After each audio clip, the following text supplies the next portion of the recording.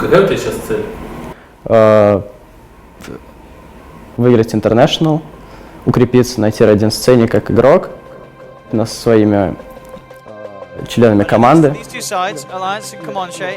Самое приятное было бы выйти все вместе с одного уровня, показать такой результат, которого еще никто не видел. Нормально? Был. Есть? Хорошо.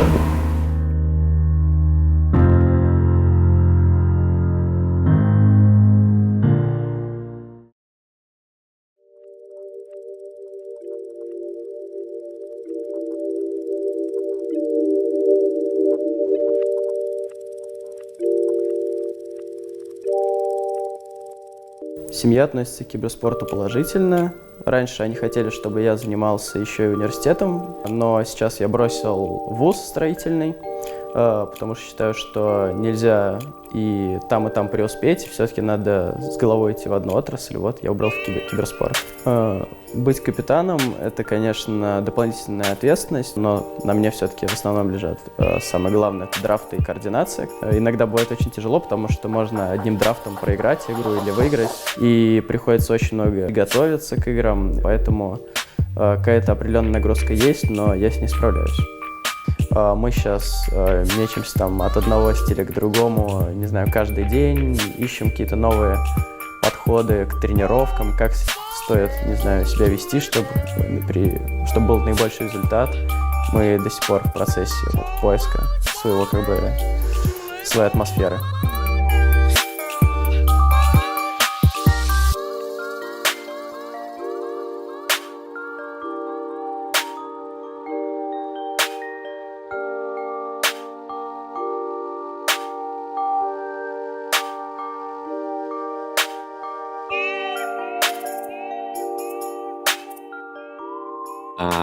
Я вкладываю деньги в киберспорт, потому что есть рынок.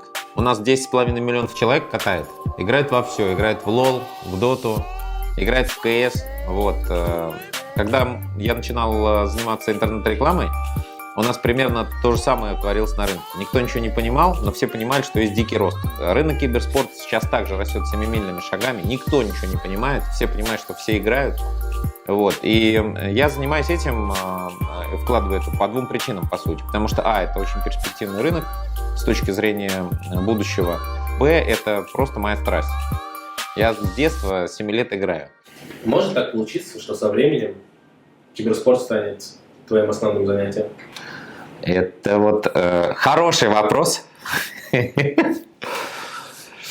Ну, то есть моя политика сейчас такая. Я пытаюсь все свои компетенции, которые у меня есть с точки зрения предпринимателя и управленца, применить в киберспорте и сделать из этого не просто увлечение, а сделать из этого такую же рабочую бизнес-структуру.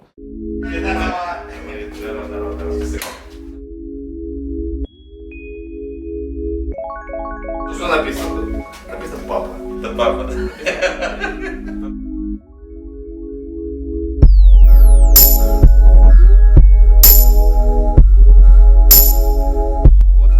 Последний раз мы кому-то просрали, какой-то команде вообще не Валькирия, а вот до этого. Шаркс, да. Почему проиграли ему вообще? Я вообще не понимаю. Не помню уже.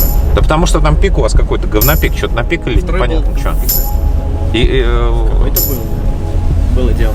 Ну да. А вот почему вот этот сбой происходит? Вы что-то умничаете, вот зачем вот эти вот, ну то есть это же ответственная игра там, ну то есть... тренировки что-то сработало и думали, и тут сработало. Ну а если у вас на тренировке сработало один раз, а если у вас есть наработанные уже комбинации, зачем новые придумывать в ответственных играх? Я вот этого не могу понять. То есть все вроде столько времени потратили, играли, отрабатывали, уже все хорошо, и в итоге это... Это внимательнее в этом аспекте. Вот я просто не могу понять, а с чем связано? То есть вы увидели на тренировке какой-то пик, 2 раза им сыграли, потом типа давайте против вот этих чуваков этим пиком. Типа мы же им сыграли прямо на днях и такие чувствуем, что уже типа, на нем, чувствуется. А взять Луну ШБ не судьба, который 100% заходит, да? Да. Может бани были, вот что с ними делать, а? Что хотят, то и делают, блин.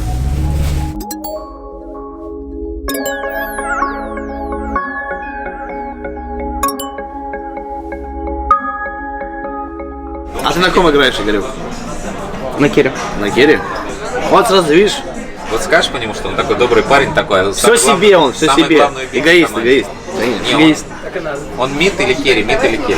Ага, так и надо, ты же на саппорт керри. катаешь. Ты поддержка, Я да? не так, да. Я слуга. Когда ты играешь на керри, Денис? Ну, тут ты серьезно меняешься. Вот я прям чувствую, как я, мразью такой становлюсь, понимаешь? Разве? А почему? Ну, в смысле, Потому что роль такая. Не знаю. ну, в смысле, а в чем мразючность? В чем она как бы проявляется? Не В том, знаю. что ты эгоистом становишься? Да, ты просто не доверяешь другим как-то вот. Тоже вот играешь. А не доверяешь в чем? Они же наоборот, ты должен наоборот саппорт своему доверять, чтобы он тебя Да подсейвил. не, ну вот, ну да, как Ну, бы. мало ли, 47 голды Что-то вот прям заберет. такое, ты знаешь, появляется, не знаю. А ты раньше в миде играл, не был такого? Может тебе в мид тогда пересесть? Не, ну у всех так, у всех керри. Все, видишь, такие? Ну я как бы. Слушай, подожди, а если в тебе этот демон победит, и ты станешь ЧСВшником, сможешь переселишься? Вообще у нас с командами огромная проблема. Я вот общался с ребятами, да, которые вот с аналитики, с нашей, с Dota Ruhub. Вот они объясняют, что в принципе по скиллу на данный момент СНГ является, вот по отдельному каждого игрока, является лучшим и самым сильным. Игроки у нас по отдельности реально самые лучшие. И, грубо говоря, они говорят, что проблема только в команде. Потому что команда — это единый механизм. А как Там ее начинает- создать-то, родить? Вот проблема в том, что, вот, допустим, мы с тобой, да, всегда можем найти, грубо говоря, общий язык. Да, только у меня Но тут их 1200 пятеро. а у тебя Вот 5 нет, но тут их пятеро, понимаешь? И вот чтобы все в пятером научились договариваться, это очень сложно сделать. А вы где хотите темхаус? За городом или в Москве? Ну, конечно, в Москве. Да ладно, вы что, парни, мне кажется, за городом мне кажется круто, да? Они что, сколько будет, неделю? Нет, они будут постоянно. Постоянно? Ну, то есть, грубо говоря, приехал, потренировался, потом на неделю домой, туда это приезжал. понятно. Примерно так и будет. Да, лучше квартиру снять, да. Ну, вот мы с Игорем там будем, наверное, чаще всех. Ну, типа, остальным далеко ехать. Ну а ночевать где будут ребята с Украины, там, с Питера? Там. Будет одна игровая, не, квартира вот если брать, одна, я имею в одна игровая и 3 комнаты для жилья. Там двухъярусная кровать, постоянно повар и ты дальше.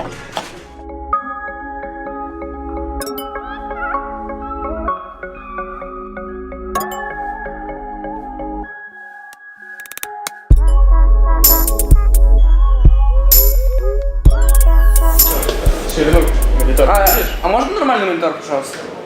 Пацаны. А что они выгнутые, смотри. А? Что? Это не для доты монитор же. Я не буду потом С полосками надо играть. Роки и выгнутые. Да, Кто-то это, вроде на таких обычно не играет. ну, в смысле, это самые крутые мониторы, которые только сделали JIT специально для нас. Таких других мониторов в России нет. То есть это наоборот хорошо? Ну, да, это, в смысле, 144-герцовые мониторы, стоит которых попробовать. ну, однозначно. Кейсеры играли в прошлых выходных, они просто ставили 4:3 и играли с обрезанными краями. Я понял. Редкое извращение, но так это работает. 144 Гц дает, все окей. Спасибо.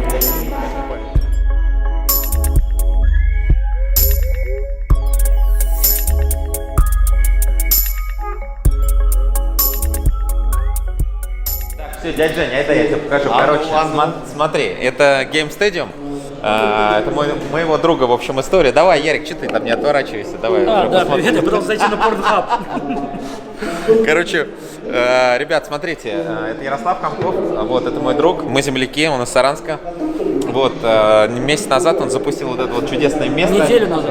Неделю назад, а может месяц назад даже были на этом канале. Не, это То есть будет- ты катал, короче, 3 недели до запуска. Один, с просто крыши, один с в Солянова. Вот тут вот. Да? Ну, короче, это история про 2000 квадратных метров супер пространства для геймеров, где каждый может покатать то, что хочешь, там, Dota, LoL, CS.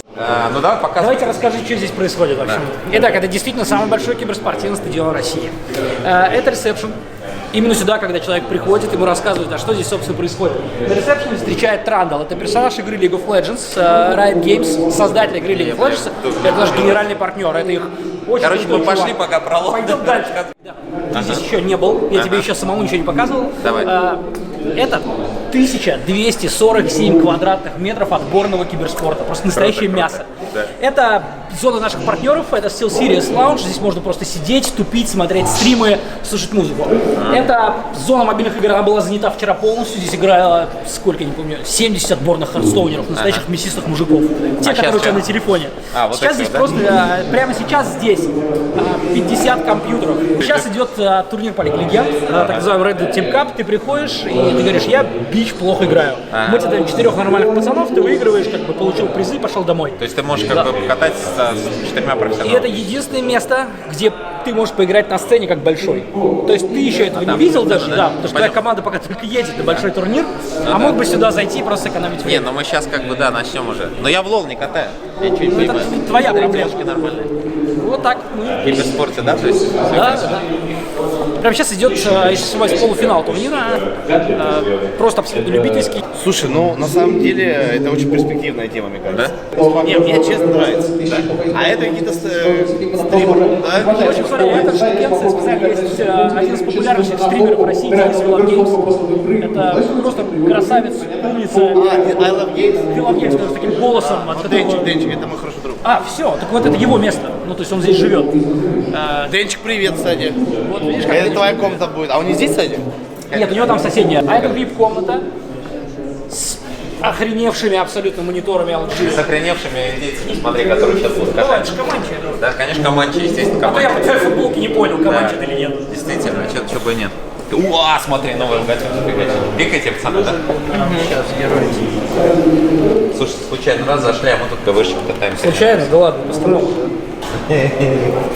Смех смехом, все там киберспорт, задроты, бла-бла-бла. Когда ты видишь, что это вот готовый бизнес, который можно, в принципе, по франшизе легко продавать. То есть сегодня это понятная прозрачная бизнес-модель, где у тебя есть там спонсоры, где у тебя есть проходимость, где у тебя там есть вот такие вот ивенты, где народ приходит колбаситься.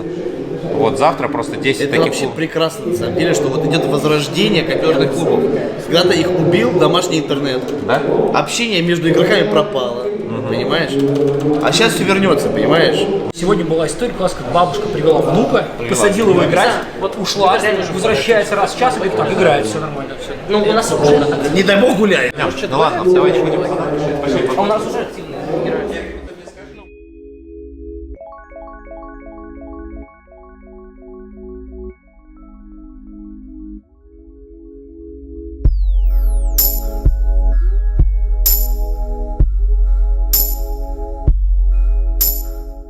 И в гостях Даня, это блог MetaGame, самый популярный блог про киберспорт. Относительно, вот есть ли, на твой взгляд, какое-то важное звено, которого сейчас в общем не хватает на нашей сцене, на СНГ-сцене?